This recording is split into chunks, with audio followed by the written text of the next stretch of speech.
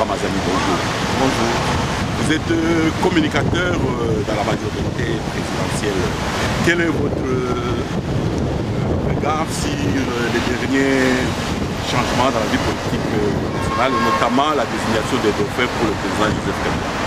Oui, je vais d'abord rectifier, je suis communicateur du président et non de la majorité présidentielle. Ça veut dire que moi je crois à un homme.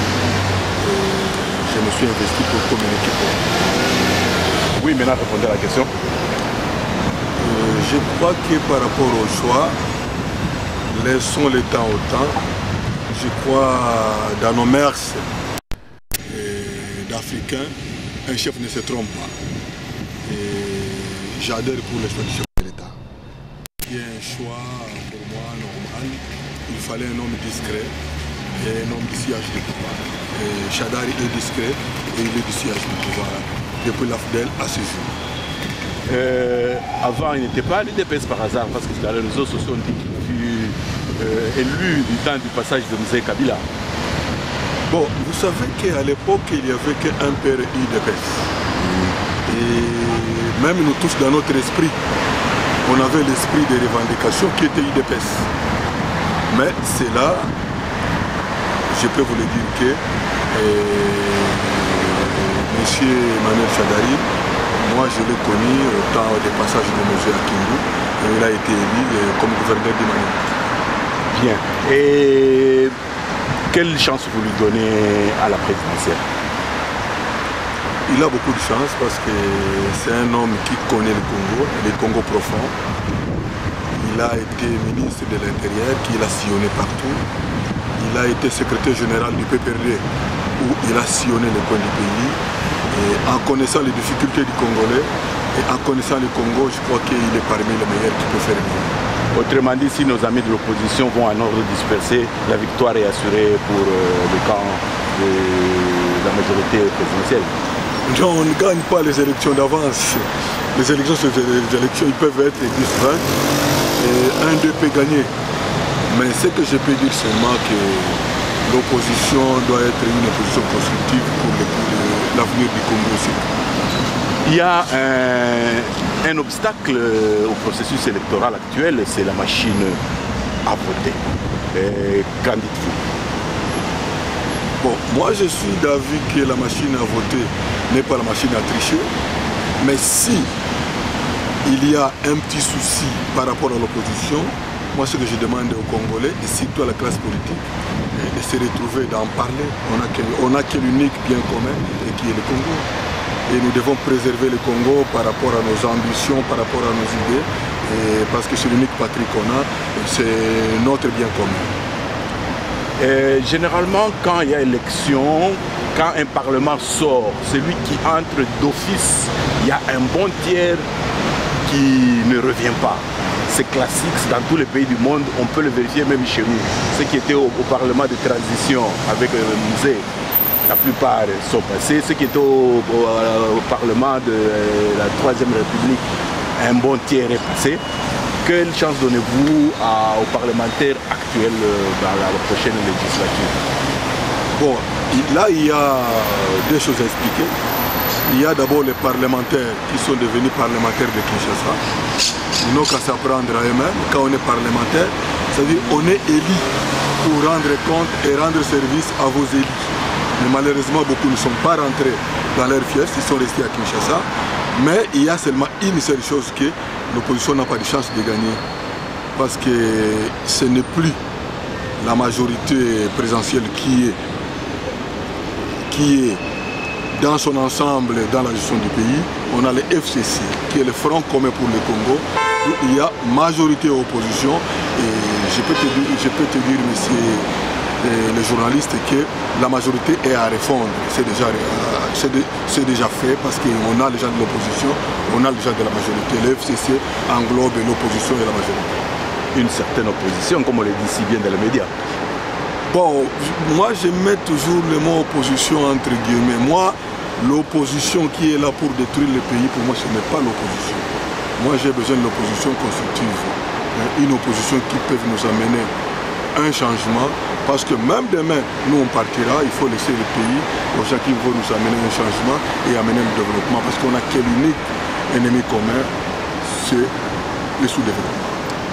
On vous voit souvent dans les différentes missions du président de la République et vous le dites si bien, vous assurez sa communication. Ces derniers temps, il s'est dit qu'il y a eu beaucoup de pression. Vous êtes au courant? Non, ça parfois je rigole parce que vous connaissez mal l'homme qu'on appelle le président Joseph Kabila. C'est un type imperturbable. Comme preuve, sans des pression, il a agi au moment qu'il a voulu agir. S'il y avait pression, il devait recevoir le monsieur de l'ONU, mais il ne l'a pas fait parce qu'il n'aime pas de pression et il ne cède pas à cela. Mais si aujourd'hui il a décidé, c'est parce qu'il a promis aux Congolais que je vais respecter la Constitution et il l'a fait. Et tant mieux pour lui et pour nous et pour les Congolais.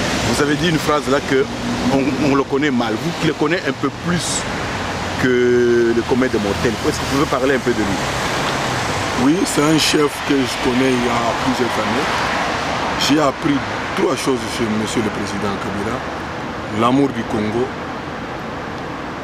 la passion du Congo et la recherche de la paix pour le Congo. Sans la paix, il n'y aura jamais de développement.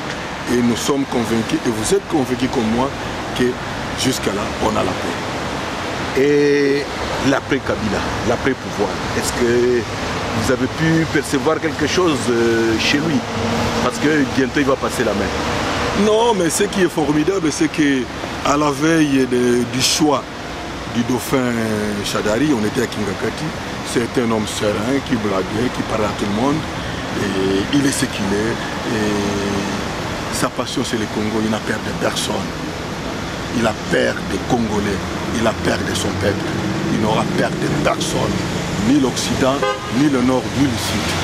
Il a peur des Congolais, il a dit aux Congolais, je vais respecter la Constitution, et il a respecté la Constitution. Vous avez dit, lance des blagues, est-ce que vous pouvez de mémoire lancer une de ces blagues dont vous vous souvenez? Oh, il y en a beaucoup, hein. Il y en a beaucoup, il y en a vraiment beaucoup. Et par exemple, il dit que j'allais tout faire pour changer le Congolais, mais ils ne sont pas changés. Ok, et vous êtes à l'étranger en ce moment, les Congolais de l'étranger ne vont pas voter. Vous personnellement, est-ce que vous êtes d'accord avec cette décision-là? Parce que ça faisait, depuis 2012, il était possible de s'organiser pour les Congolais de l'étranger, ils ne votent pas, mais ils ne votent pas. Mais Monsieur Fita, vous venez de confirmer qu'au Congo, on n'a pas des opposants, on n'a que les chercheurs d'emploi. Ils se sont battus bec et oncle pour la diaspora. Mais dès qu'il s'agit de leur intérêt, ils ont lâché la diaspora. C'est pour dire que pourquoi la diaspora se reste bernée par des politiciens qui travaillent pour leur poche. Qui a défendu la diaspora à Kinshasa? Personne. En commençant par Moïse Katumbi, en commençant par Félix et tout le monde. Moi, ce que je peux vous dire, qu'il ne faut plus se laisser berner. Personne ne peut défendre la diaspora en dehors de nous-mêmes. S'il y a des frères, des amis qui sont descendus au Congo pour être députés au niveau national, au niveau provincial, je pense que c'est utile pour se défendre nous-mêmes. Aucun politicien ne défendra pas la diaspora. Nous sommes de la diaspora, croyez-moi, personne ne nous défendra. Bon, un dernier mot. Ce que je peux dire à la diaspora, nous devons avoir l'amour de notre pays. On n'a que l'unique ennemi, c'est l'Occident, qui veut marcher sur les Congolais, pour ne pas dire les nègres. Nous devons être unis, nous devons être vraiment unis. Kabila s'est battu, le président s'est battu pour que l'unité des pays soit là. Et si nous blaguons un jour, on va les regretter, on passera beaucoup à Kabila. Je sais qu'il a respecté la Constitution, laissons nos querelles, avançons, allons aux élections et développer notre pays. On n'a que des ennemis. On a l'Occident et on a le sous-développement comme ennemis. Monsieur Yvon Ramazani, le Fonds en ligne des Congolais de Belgique vous remercie. Merci beaucoup et moi je vous remercie aussi de m'avoir réussi à Bruxelles. Et surtout pour montrer que les gens qui disent que la diaspora est sauvage, la diaspora c'est que des combattants, non. Il y a ce qu'on appelle la diaspora positive. et que moi je fais partie et que vous faites partie. Et voilà, aujourd'hui, j'ai le micro en pleine Bruxelles et personne ne m'a rien dit mot ni m'a attaqué. Je vous remercie.